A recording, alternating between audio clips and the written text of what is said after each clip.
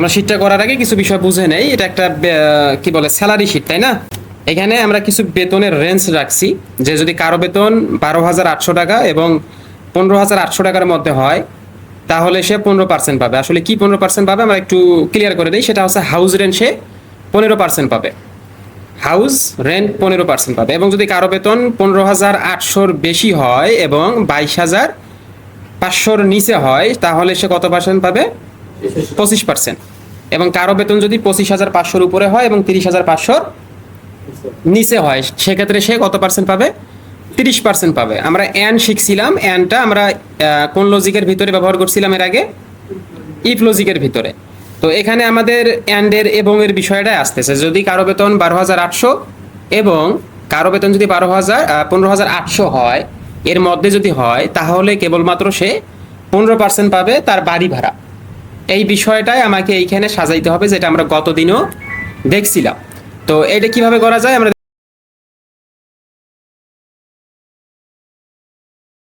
If first bracket, তারপরে দিব হচ্ছে কি অ্যান্ড চিহ্নটা, ব্র্যাকেট দিলাম। ব্র্যাকেট দেওয়ার পরে পুরোটাই আমার এখন অ্যান্ড লজিক হয়ে গেছে। এখন বলতেছে যে আপনার লজিক দেন। আমার লজিকটা কি ছিল? আমাদের লজিকটা হচ্ছে যদি আমার এই সেলটা ইকুয়াল গ্রেটার দেন ইকুয়াল 12,800 হয়, এটা কি বোঝায়? 12,800 বেশি হলে এখানে বোঝাচ্ছে যদি আমার C6 সেলটা বলি আমি, হ্যাঁ, যেখানে বোঝাচ্ছে C6 সেলটা যদি আমার 12,800 এবং 12,800-র উপরে হয়, 12,800 এবং 12,800-র উপরে হয়, এইটা একটা আমার লজিক। এবং আবারও চাচ্ছি যে যদি আমার এই সেলটা কি হয়, লেস দেন ইকুয়াল কত দিব আমরা? 15,800। তাহলে কি বোঝাচ্ছে? যে আমার যদি C6 সেলটা 12,800 অথবা 12,800-র বেশি হয় এবং আবারও যদি C6 সেলটা 15,800 বা 15,800-র কম হয় তাহলে আমার কি হবে? এইটা আমার পুরোটাই লজিকটা একটা শেষ করলাম। আমরা প্রথম যে কন্ডিশনটা দেয়া আছে, প্রথম কন্ডিশনটা শেষ। এইটার বিনিময়ে আমরা কি চাচ্ছি? যদি এটা হয় সেক্ষেত্রে যেন আমাদের কি করে বলেন? 15%। আমরা যখন কমা দিব তখনই তো আমার লজিকটা শেষ হবে, না আগে শেষ হবে? যখন কমা দিলাম লজিকটা শেষ। এখন এইটার বিনিময়ে আমরা কি চাচ্ছি? যে এই সেলটার সাথে আমার কি যেন হয়, 15% দিলাম, দেওয়ার পরে কমা দিলাম। আমার একটার কাজ কেবল শেষ, তাই না? এখন পরবর্তী যে কাজটা করতে হবে সেটা কিভাবে করব? আবারও আমরা কি ইফ লজিকটাই নিয়ে আসব। তাহলে একের ক্ষেত্রে দেখেন আমরা কিন্তু একটু যদি আমরা কেটে দিয়ে ব্যাকে চলে যাই, যে এইখানে দেখেন, বলেন তো এইখানে আমরা ইফ লজিকের কয়টা অংশ নিয়ে কাজ করছি?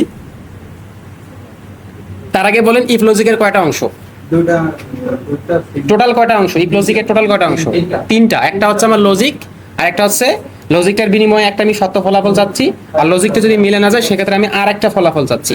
এখানে কিন্তু আমরা মাত্র দুইটা অংশ নিয়ে কাজ করছি। একটা হচ্ছে লজিক, ইফ লজিকের ভিতরে আবার অ্যান্ড ঢুকাই দিছি, ভালো কথা। কিন্তু আমরা প্রথম ভ্যালু ইফ ট্রুটা নিয়ে কাজ করছি, ভ্যালু ইফ ফলসটা নিয়ে কাজ করবো না। এই কারণে আমার এখানে একাধিক কন্ডিশন আছে, যে কারণে আমরা দ্বিতীয় ভ্যালুটা অফ রাখছি। রাখার পরে আমরা যদি আবারও কি করি, ইফ দিয়েই কাজ করি, if first bracket and first bracket, যে আমার যদি আবারও এই সেলটা কি হয়,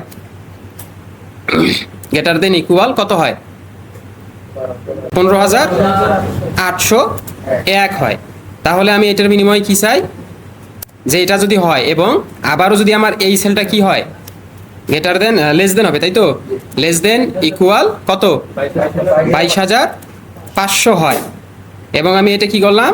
ব্র্যাকেট দিয়ে ক্লোজ করে দিলাম। যে যদি আমার এইটা হয় সেক্ষেত্রে আমি কি চাচ্ছি? যে আমার এই সেলটার সাথে যেন কত পার্সেন্ট গুণ হয়? 25%। এবং এটাও আমার শেষ। আর একটা বাকি আছে না, সেটা আমরা দিয়ে নিই। এটা দেওয়ার পরে আবারও লিখলাম ইফ,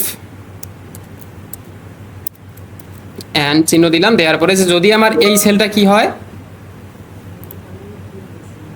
যে 22,501, এইখানে আমরা দিব হচ্ছে কি, গ্রেটার দেন ইকুয়াল 22,501 যদি এইটা হয়, এবং যদি এই সেলটা কি হয়, লেস দেন ইকুয়াল কত দেয়া আছে, 30,500 হয়, তাহলে আমি কি চাই?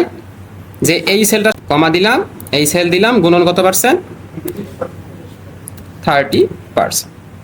এবং আমি কি করব? অবশ্যই যতগুলো ফার্স্ট ইফ নিছি ততগুলো ব্র্যাকেট আমি ক্লোজ করে দিয়ে দেবো। একটা লক্ষণীয় দেখেন, আমি যখন ব্র্যাকেটটা দিচ্ছি না বা শেষ করতেছি না তখন পর্যন্ত কিন্তু আমার ইফ লজিকের লেখাটা থাকে। যখন আমি ব্র্যাকেটটা ক্লোজ করে দেই আমার ইফ লজিকের ফর্মুলাটা কিন্তু চলে যায়, তার মানে আমার ব্র্যাকেট দেয়া শেষ। এখন যদি আমি ইন্টার দেই আমার কিন্তু এখানে 1920 টাকা এইটার আমার চলে আসছে। তো আমরা যদি একটু নর্মালি হিসাব করি, এখানে সাপোজ লিখলাম হচ্ছে কত 12,800।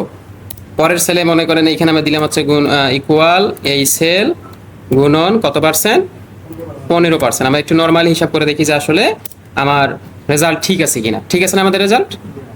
ওকে, তাহলে এই গেল আমাদের বিষয়টা। আমরা যদি এখন বাকিগুলো কি করি, জাস্ট এইখানে এসে টেনে দেই আমার যে পর্যন্ত ফর্মুলা সংখ্যা আছে, অথবা এইখানে গিয়ে যদি জাস্ট আমি কি করি ডাবল ক্লিক করি মাউসে।